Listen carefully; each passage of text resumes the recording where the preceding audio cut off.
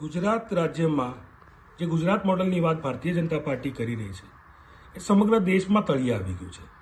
સંસદમાં જે ચોંકાવનારા આંકડા સામે આવ્યા છે કે ગુજરાત રાજ્યમાં વર્ષ 2025-26માં 2.40 લાખ એટલે કે આશરે 2,40,000થી પણ વધુ બાળકો શાળાની બહાર છે.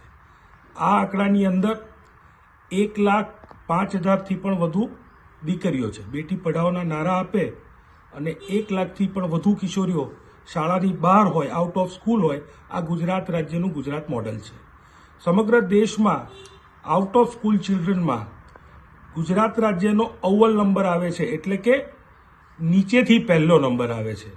એ જ રીતે કિશોરીઓના સ્કૂલ છોડવાના કિસ્સામાં સમગ્ર દેશમાં ગુજરાત રાજ્ય નીચેથી પહેલો નંબર આવે છે.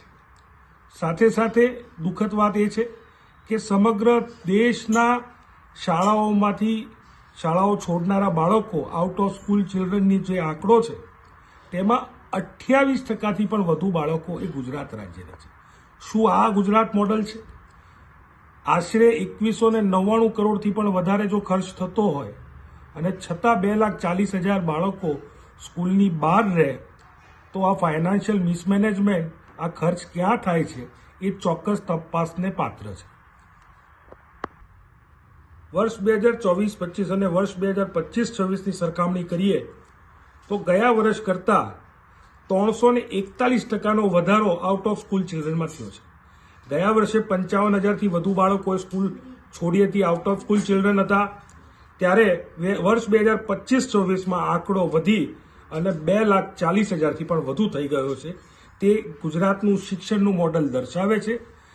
ગુજરાત સરકાર શિક્ષણના મામલે કેટલી ઉદાસીન છે અને આ બાળકોએ ચોક્કસપણે કયા કારણે શાળાઓ છોડી છે તે તપાસનો વિષય છે. 2199 કરોડથી વધુ ખર્ચાયા છે તો એ રૂપિયા જાય છે ક્યાં, તે સૌથી મોટો સવાલ છે, તે સૌથી મોટો ક્વેશ્ચન માર્ક છે.